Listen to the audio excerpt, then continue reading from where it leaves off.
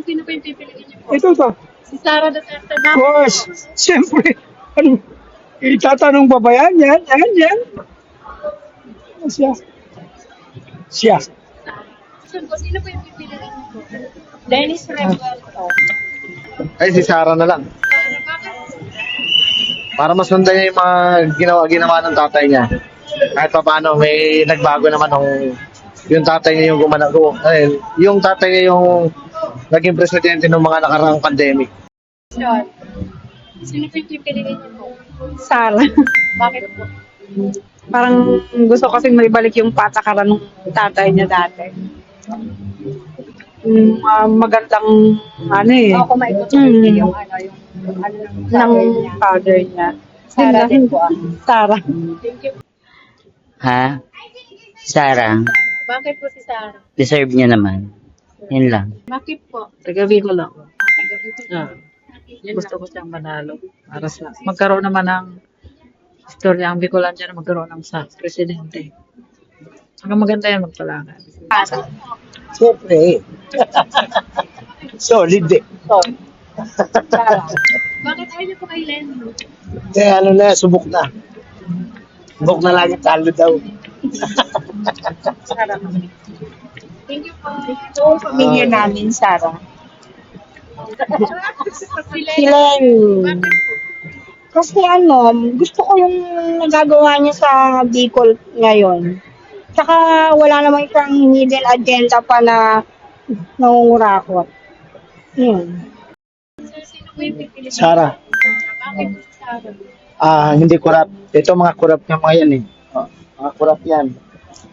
Mga nakamalita na yan. Yun lang. Nakamalita na yan. Sara. Solid. Bakit sir? Bicolano ko eh. Nakayama kayo yan. Ito, nanakaw to eh. Si Sara. Si Duterte. Kasi saka may paninindigan siya. Saka nakikita ko sa kanya kaya niyang hawakan ng Pilipinas. Gaya ng tatay niya. Dito po. Si John Vic. Bakit po? Lenny Robredo pa rin. Bakit po? Since nung pa naman since nung first niya pa lang, first campaign niya pa lang, Lenny pa rin. At saka yung mga nagawa niya during nung term niya sa pagiging vice hanggang sa naging mayor siya ng Naga ngayon. So parang Lenny pa rin. Pero sa ngayon parang medyo magulo pa. Kasi hindi pa naman sigurado kung si Lenny tatakbo. Kaya sa either na pwede si Risa kung hindi tatakbo si Lenny. Sara. Sara. Bakit sir? Kaya, suko lang, Sara. Pero Lenny ako. I choose Lenny. Kasi last election siya binoto ko. Kay Sara Duterte ako. Sa ngayon, hindi. Ayoko muna Siguro si Risa. Parang siguro medyo mga totoo naman yung mga gusto niyang mangyari sa bansa. Sana matupad niya kung ano man yung gusto niyang hangarin niya na makakatulong din sa mga Pilipino. Siyempre Sara. Sara. Bakit po ma'am? Kasi mabait po siya. At saka tatay po niya yung si Duterte ngayon. At saka maganda po ang papatakbo yung tatay niya kaya kay Sara po ako. Si Lenny. Si Lenny. Bakit po si Lenny po? Hindi ko rin sure pero syempre para sa Bicol kasi maganda yung sa Bicol kaya good for Lenny. Maganda yung lugar nila. Sara Duterte. Bakit po?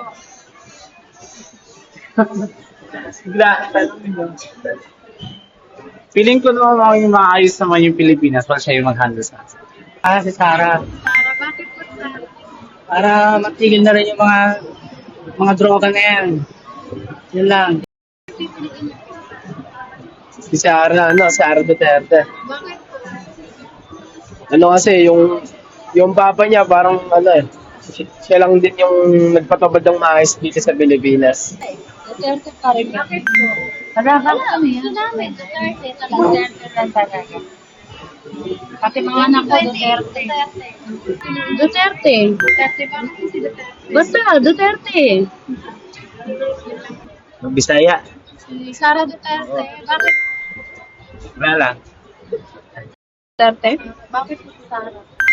Kasi yung ama niya, maganda yung pamalakalan, pamamahala.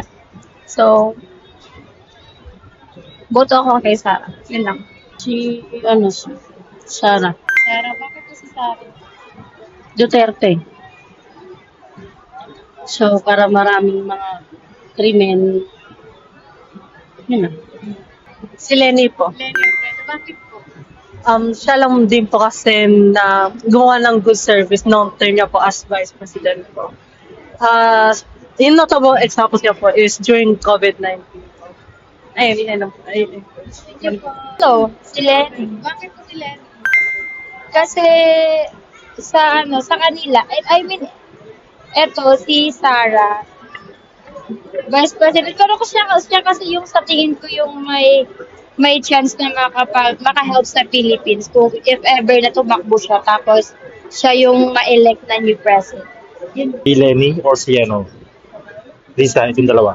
Bakit po? Hindi ko bet si Sara dahil yung sa tatay niya. Tapos yun ma'am, ito si Remulia, pangit ng malaki niya. Minsan may ngayon, yung parang nagano siya, nagpaano ng batas na yung ngayon sa may mga nakaubad sa diba? Hindi ko siya bet, masyado mahigpit.